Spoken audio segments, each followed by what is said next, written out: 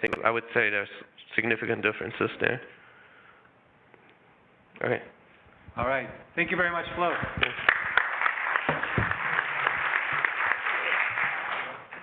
Yep, PDF time. PDF. All right. So our next speaker is Emily Miraldi from the Cincinnati Children's Hospital. That's correct, Yeah. yes. And she's going to talk about benchmark methods for transcriptional regulatory networks inference from scRNA-seq data. And we're going to abandon PowerPoint and go to PDF. Oh, no. What a comeback by PowerPoint. Okay. It is. Oh, and PDF, but PDF's not giving up. Okay. Okay. We'll go with PowerPoint for now. Let's see. Or maybe not. All right. We'll do a PDF version. All right. So I'll do. Control. Yeah. All right. I think this should work. Okay, cool. So I just started my lab recently at Cincinnati Children's Hospital. Close to the mic. Oh, okay. I just started my lab recently at Cincinnati Children's Hospital, and it's a very great place for my interests, which lie at the intersection of immunology and computational biology. In particular, I'm interested in immunoengineering, and in collaboration with experimental immunologists, I'm interested in learning the regulatory mechanisms that drive the immune system in both health and disease.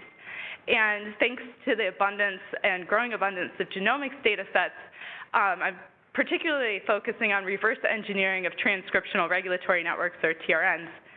And another benefit of being at Cincinnati Children's Hospital is the opportunity to interact with clinicians. And so we have the opportunity to build transcriptional regulatory networks in immune cells derived from the disease-relevant context, specifically from patients. But of course, especially in a pediatric context, there are limited sample sizes. And so single-cell genomics really provide a rare opportunity to actually make measurements and build models in humans. And so that's my motivation for being interested in transcriptional regulatory network inference from single-cell data. And luckily, I was preceded by people who described some of the technical challenges with single-cell RNA-seq. And I think the statistic that really shocked me when I first got into this was that only 5 to 20% of the mRNA transcripts in a cell make it to becoming cDNAs. And so you can sequence as deeply as you'd like, but you've essentially lost 80 to 95% of the mRNAs. And this is problematic given that gene expression can vary across orders of magnitude. And so the result is a sparse data matrix where you can have, for example, 90% zeros. And the big question is it zero because it was not detected, and it seems like that's the case in the majority of the time, or because it's not expressed? And for someone who's interested in reverse engineering and calculating distance between cells and distances between genes, it's really important to distinguish between the two. And as we've heard, there are opportunities to borrow information from both similar cells and similar genes. And so when thinking about building a transcriptional regulatory network inference pipeline, the first thing that I wanted to do was reduce technical noise. And I'd also like to give a shout out to my postdoc, Joe Wayman, who led this project, and then two very talented undergraduates who contributed to this research in my lab. All right, and so this is our pipeline to essentially impute the single-cell RNA-seq data matrix. And the one thing that's different from imputation that I've seen presented today is that we rely on a method called CIDR to estimate our cell-cell dissimilarities and then cell-cell similarities. And the nice thing that CIDR does is it decomposes the cell-to-cell distances based on whether the gene was expressed in both cells or not expressed in either, or just expressed in one. And if it's in this case, it will use a distribution learned from the data set. And essentially, the assumption here is that the probability of being a technical zero, being a dropout, is inversely proportional to the transcript level. And so this is how we get our cell-cell similarities. We use a Gaussian kernel function to come up with our similarities. And in contrast to a very popular method, MAGIC, we use a fixed width radial basis function so that we have the opportunity to preserve the gene expression patterns of a potentially rare cell that might be in your data set. And then finally, to get to our imputed gene expression matrix, we just take a weighted average based on currently 10 nearest neighbors gene expression profiles. And so that is step one of our pipeline. And then step two, I was very lucky to be preceded by a talk from Sushmita Roy's group, where she introduced a lot of the cutting-edge methodologies in transcriptional regulatory network inference that have been developed in the context of bulk gene expression data sets. And so actually, all of the additional steps in my pipeline, 1, 2, and 3, are things that have been shown to work well in the context of bulk RNA-seq, and that we hypothesized would also have beneficial results in the context of single-cell RNA-seq. And so I'd just like to go through those one at a time.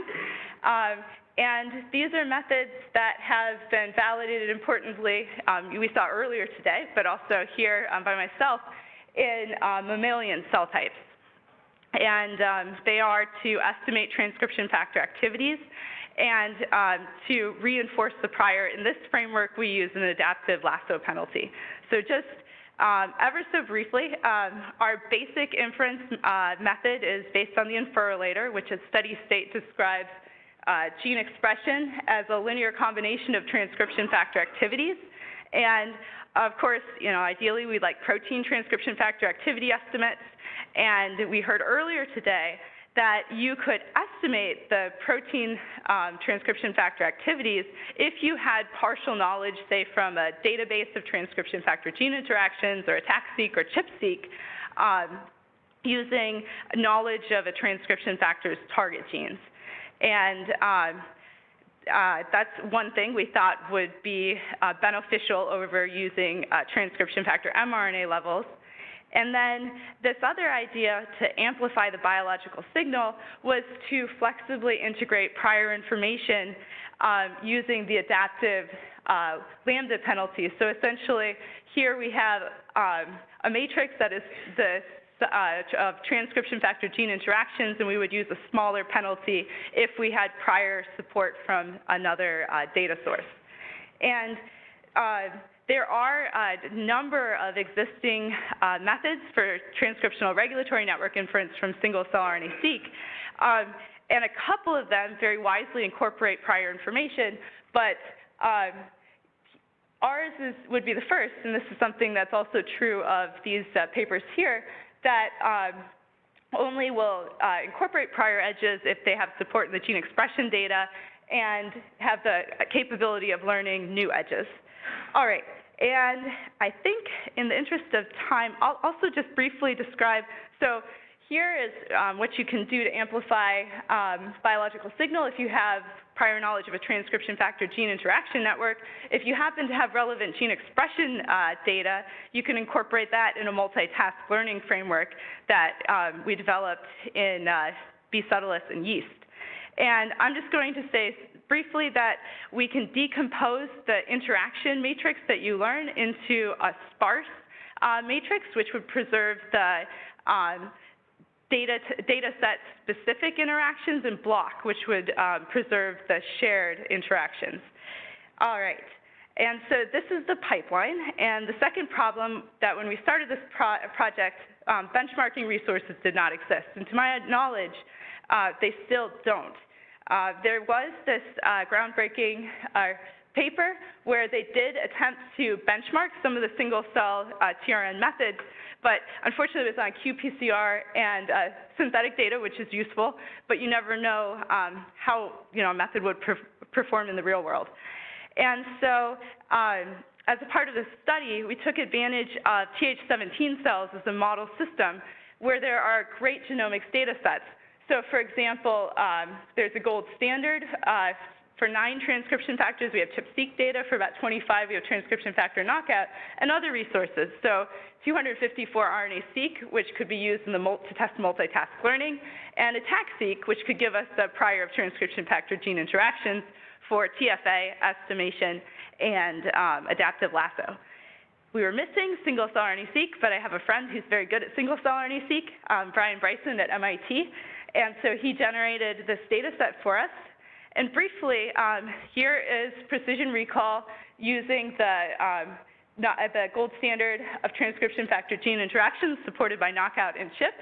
In gray, we have performance using our bulk method on bulk RNA-seq, and black, we have performance using our single-cell transcriptional regulatory network inference method.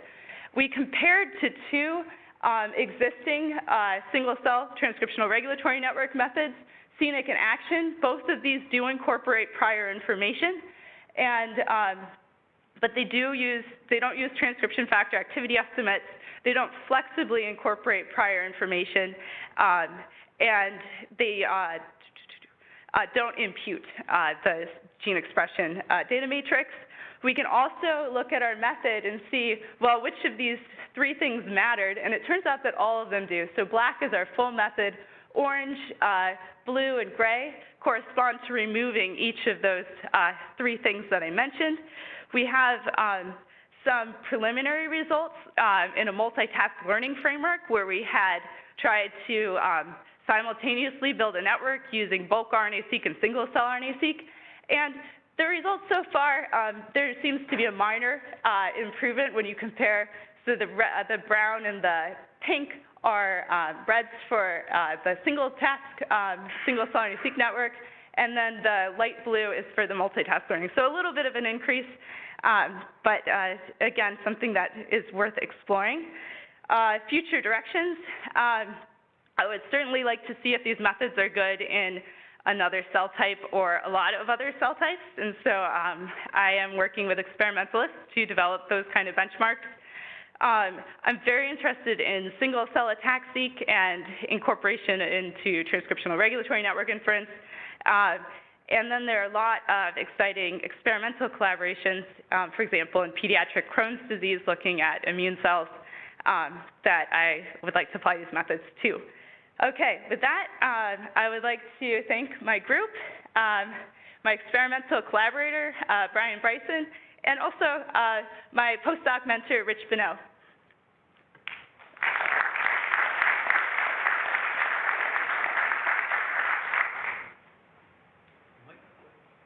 Oh, yeah.